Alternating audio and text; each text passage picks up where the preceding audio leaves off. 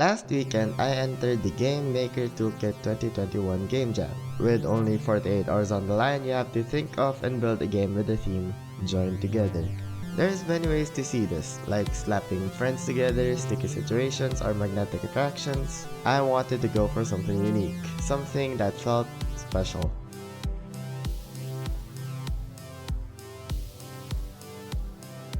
I jumped straight into Aseprite to plan out my game. Working solo, I always figured that a mock-up is the best way to present an idea to yourself. It can give you a good idea on what you're aiming for, and nailing a pretty aesthetic early can really push you forward when making a game. But of course, this is a mock-up, so don't get too attached to anything you're making. My first few hours was dedicated to recreating the classic game. As much as I wanted to leave all of it to Godot's style map system, I was planning to use the falling blocks as platforms that our future character can jump on. And since we only have 30 hours to go, I cannot be indecisive. I had to put together kinematic bodies and tile map detections before I even got a single block falling in place. There were issues with alignment that I took too much time on, rotations were a fiasco, and don't get me started on clearing lines and shifting blocks downwards, but by the end of the first day, I had a reasonable enough Tetris game.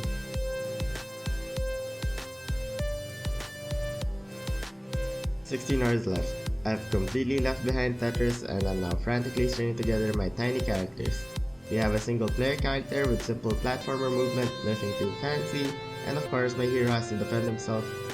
Ooh, look at him go. If you've noticed the exclamation block in the Tetris part of the game, then you're in for a treat, or should I say a threat. They hatch into monsters that get placed.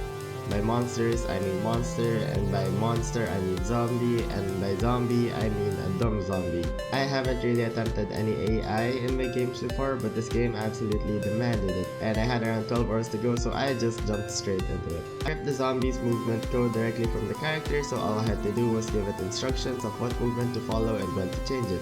There are definitely some kinks here and there, but I wanted to give their movement some level of predictability. At least that's what I think to myself.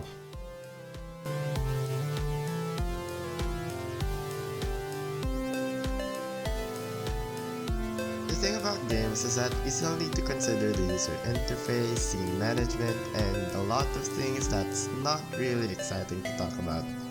Since I am working alone, forgive me for completely cutting off some details here and there, but I only have 8 hours until submission and I was hurriedly scrounging for fonts and fixing timing issues and so much bug fixing that I don't want to talk about. The thing about game jams is that submission is an entire ordeal in of itself. I want my game to look great and I want my games page to look presentable. With 4 more hours on the clock, I just kept going back and forth HIO and Aseprite, swapping color palettes and adding information to make my game look a bit more enticing.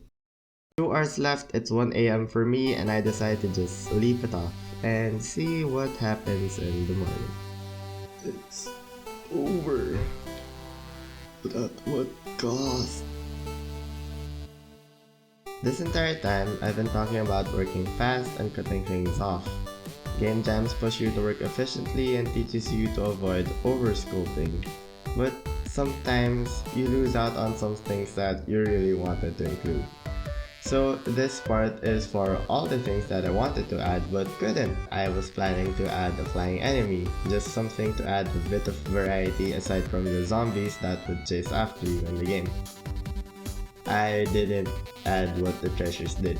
Well, right now they offer bonus points and an extra life, but I wanted them to work more as like power-ups for letting you place bombs or shaking up the board or clearing some free lines. If you play the game for a bit, you might discover that you can actually shoot upwards. Aside for being a way to shoot some flying enemies, I was hoping that I could put in some sort of boss fight when you reached a certain point counter. This is Tetraquest, a cute little Tetra block platformer game made for the GMTK Game Jam 2021. Give it a quick play with the link down below. I hope you had fun watching and please never stop dreaming.